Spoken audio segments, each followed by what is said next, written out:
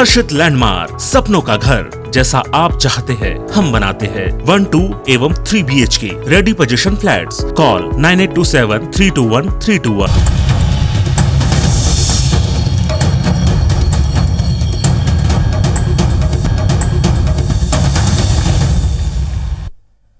नमस्कार, आप देख रहे हैं IBC 24। मैं हूं आपके साथ विजय पंड्या। शुरुआत करेंगे छत्तीसगढ़ की खबरों की। केंद्र सरकार के 3 कृषि कानून के विरोध में संयुक्त किसान मोर्चा ने सोमवार को भारत बंद किया।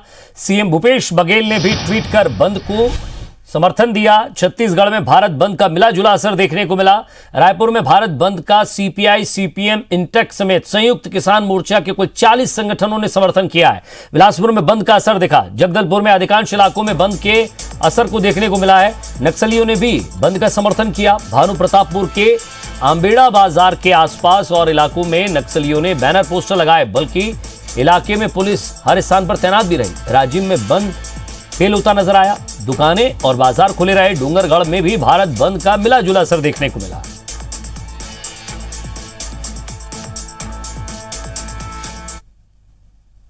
जिस दिन से बिल पास हुआ है, चाहे वो कृषि का बिल हो, चाहे जो भी बिल हो, उस दिन से लगातार आज तक किसान लोग बैठे हैं, धरने में बैठे हैं उस बिल को वापस लेने के लिए। और भारत बंद का समर्थन सारे किसान लोग, नौजवान लोग और सारे लोग कर रहे हैं। और हमारे प्रदेश के मुख्यमंत्री आदरणीय भूपेश बघेल जी भी उसका समर्थन कर रहे हैं। कांग्रेस के सोची समझी रणनीति के तहत छत्तीसगढ़ को आंदोलन में झोंकने के लिए, छत्तीसगढ़ में जो शांति प्रिय है उसको भड़काने के लिए यदि आमंत्रित करे और इस प्रकार के कोई करे, जवाबदारी सरकार की है। केंद्र सरकार के 3 कृषि कानूनों के खिलाफ छत्तीसगढ़ के राजिम में बड़ा प्रदर्शन होने जा रहा है। छत्तीसगढ़ किसान मजदूर महासंघ की ओर से राजिम की कृषि उपज मंडी परिसर में किसान महापंचायत का आयोजन किया जा रहा है। इस महापंचायत में संयुक्त किसान मोर्चा, दिल्ली के नेता राकेश टिकैत, योगेंद्र यादव और मेधा पाटकर समेत राष्ट्रीय स्तर के कई किसान नेता शामिल होंगे। सुबह 11 बजे से शाम 6 बजे तक होने वाले इस किसान महापंचायत की तैयारियां पूरी हो चुकी है। आयोजकों का दावा है कि इस महापंचायत में छत्तीसगढ़ के 30 से 50 हजार किसान शामिल होंगे।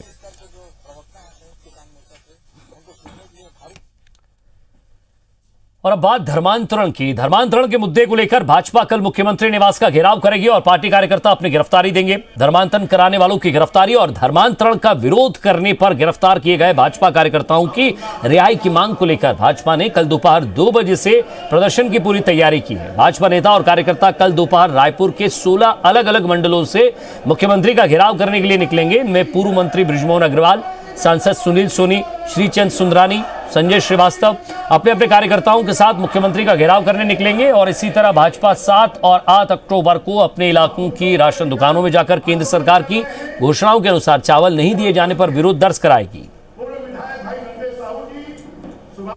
पहले हमने आवेदन दिया, उसके बाद में हमने रोका, थाने में जाकर ज्ञापन दिया। अब बारी आ गई है ठोकने की। धर्मांतरण कराने वालों के खिलाफ FIR दर्ज करने और धर्मांतरण का विरोध करने वालों की निशर्त रिहाई हो, उनके खिलाफ आपराधिक प्रकरण वापस लो। ये 2 मांग को लेकर हमारा 16 मंडल में 16 नेताओं के नेतृत्व में कल मुख्यमंत्री निवास का घेराव करने निकलेंगे। पूर्व मुख्यमंत्री और बीजेपी के राष्ट्रीय उपाध्यक्ष डॉक्टर रमन सिंह आज दोपहर फिंगेश्वर में आयोजित आदिवासी ध्रुव गूंड समाज के सम्मेलन में शामिल हुए। उनके साथ महासमुंद सांसद चुन्नीलाल साहू, पूर्व सांसद चंदूलाल साहू और पूर्व विधायक संतोष उपाध्याय भी पहुंचे। भाजपा कार्यकर्ताओं ने रमन सिंह का गर्मजोशी से स्वागत किया। रमन सिंह ने आदिवासी समाज की सेवा भावना, सादगी और एकता की प्रशंसा की। उन्होंने कहा कि आदिवासी समाज प्रकृति से जुड़ा हुआ है। इस समाज के वीर नारायण सिंह को छत्तीसगढ़ के प्रथम शहीद होने का दर्जा प्राप्त है। उनके बाद लाखों आदिवासी भाइयों ने अपना बलिदान देकर देश की आजादी में भूमिका निभाई है।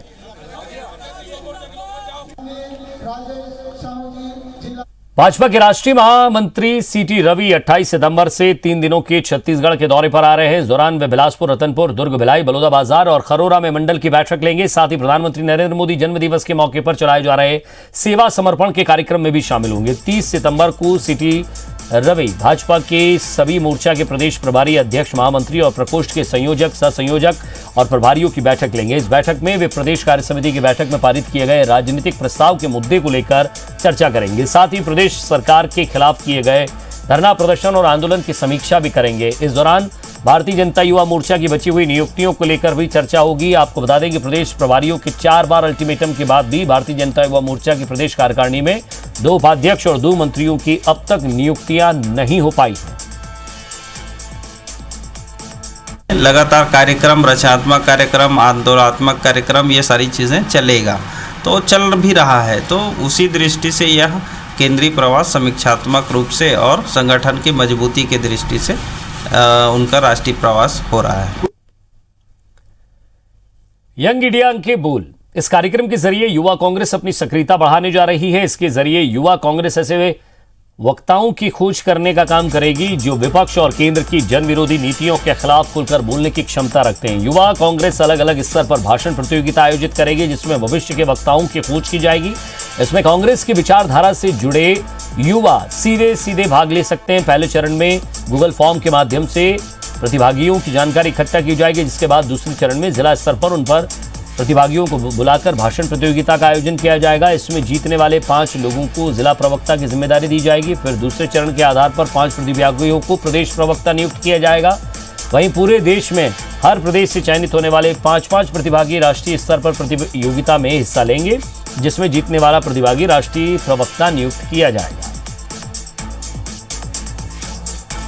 यूथ कांग्रेस चाहती है कि जो जिला स्तर पर और प्रदेश स्तर पर प्रवक्ताओं की कमी पूरे देश में है, अच्छे बोलने वाले लोगों की कमी है, उनका चयन करने के लिए हम लोगों ने एक प्रोसेस लाया है यंग इंडिया के बोल, जिसके माध्यम से हम प्रयास करेंगे कि जिसके अंदर काबिलियत हो, जिसके अंदर योग्यता हो, भाषण शैली अच्छी हो, जो मुद्दों की समझ रखते हों और सबसे बेहतरीन कि वो मीडिया के लोगों से संपर्क और तालमेल बनाना बैठाना जानते हों, ऐसे लोगों को हम लोग चाहेंगे कि अब यूथ कांग्रेस में प्रवक्ता स्तर पर अपॉइंट किया जाए।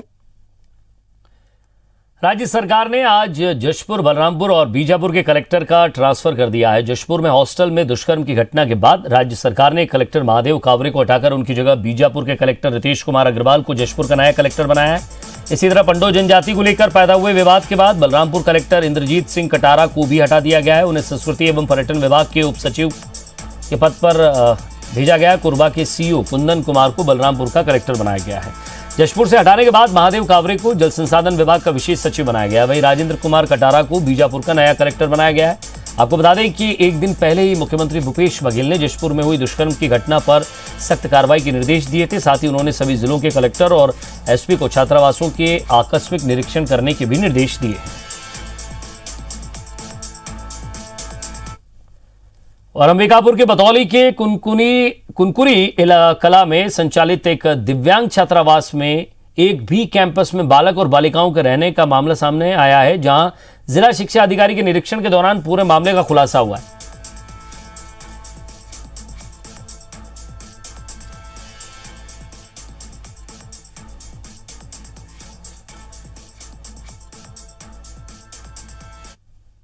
तीन दिव्यांग स्कूलों का निरीक्षण किए हैं और जांच किए हैं और जांच करने के बाद रिपोर्ट शासन को भेजी जाना है।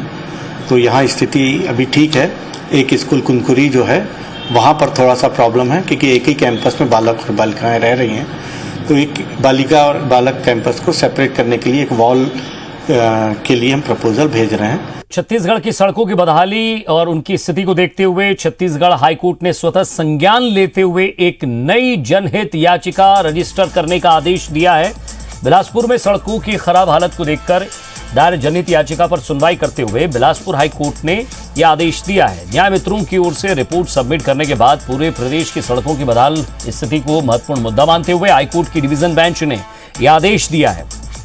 तो acting chief justice Prashant Mishra और जस्टिस रजनी दुबे की डिवीजन बेंच ने नई जनहित याचिका में आवश्यक पक्षकारों की सूची उपलब्ध कराने का निर्देश दिया है।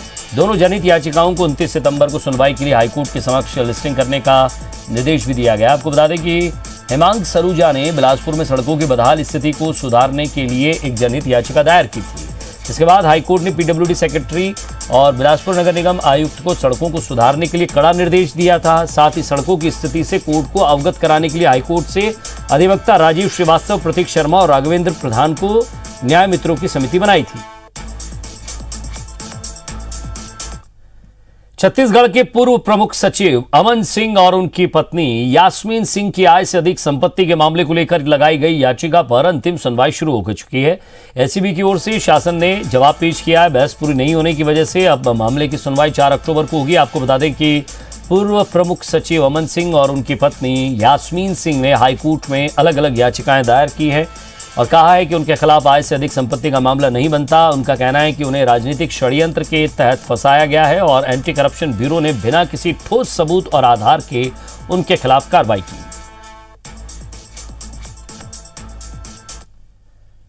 कोरोना से मृत लोगों के परिजनों को 50,000 रुपए की आर्थिक सहायता के लिए सरकार की भेजी गई सूची से कई नाम गायब है। रायगढ़ में स्वास्थ्य विभाग की सूची में जहां 1053 लोगों की मौतें दर्ज हैं, तो वहीं राज्य शासन की सूची में सिर्फ 978 नाम हैं। बिलासपुर जिले में भी स्वास्थ्य विभाग में मौत की संख्या 1328 दर्ज है।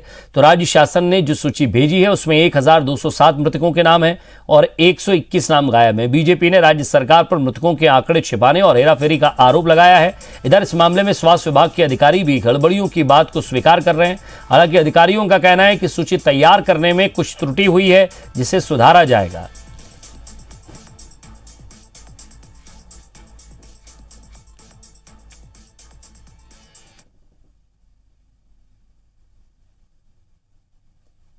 जिला प्रशासन मृतकों की सूची छिपा रही है और इसमें हेरफेर किया गया है।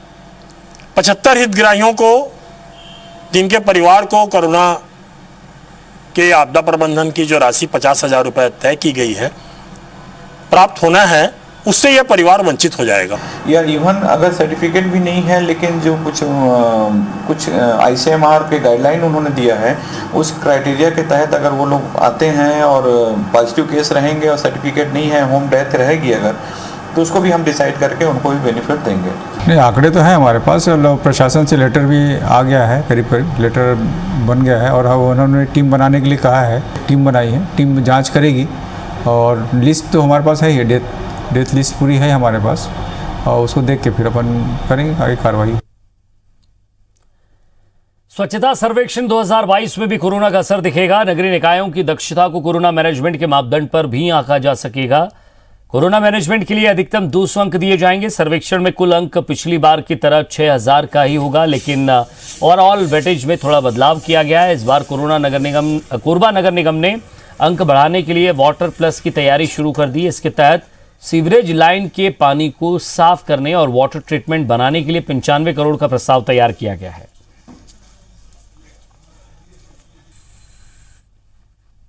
स्वच्छता सर्वेक्षण के लिए नगर निगम की टीम पूरी तरह से प्रयासरत है और शहर को स्वच्छ सुंदर बनाने के लिए प्रत्येक स्तर पर कार्रवाई की जा रही है, चाहे वो वार्ड के अंतर्गत हो या सार्वजनिक प्लेस के अंतर्गत हो।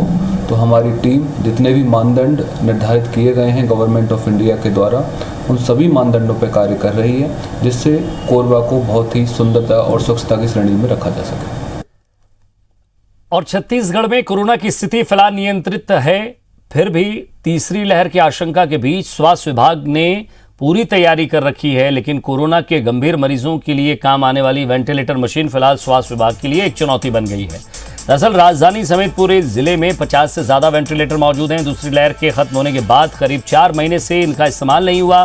बंद पड़े वेंटिलेटर की मेंटेनेंस बड़ी चुनौती बन गया है, क्योंकि आपात स्थिति में पीएम फंड केयर के अलावा दूसरे माध्यम से वेंटिलेटर तो जुटा लिए गए, लेकिन इतनी बड़ी संख्या में वेंटिलेटर के रखरखाव के लिए कोई इंजीनियर या स्टाफ नहीं रखा गया है। डर ये भी है कि बहुत दिनों तक बंद पड़े रहने से वेंटिलेटर खराब न हो जाएं।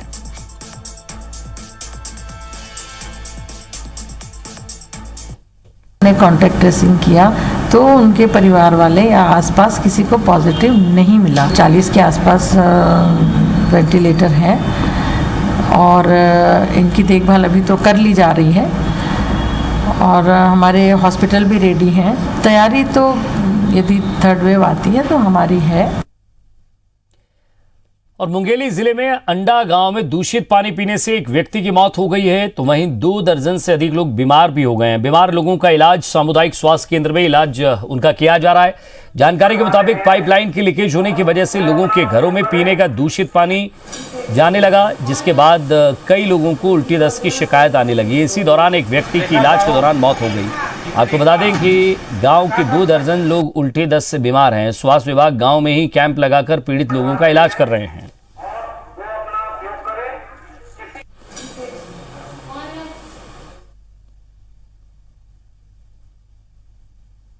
टेप नल का पीएचई के द्वारा जो लगाया गया था, उसके फटने के कारण से निस्तारी के गांव के निस्तारी का पानी उसके साथ मिलकर और भी ओवरफ्लो का पानी मिलकर दूषित होने के कारण से लगभग 25 लोग उल्टी दस्त से प्रभावित हुए। और इसी के साथ फिलहाल इस बुलेटिन में इतना ही। नमस्कार।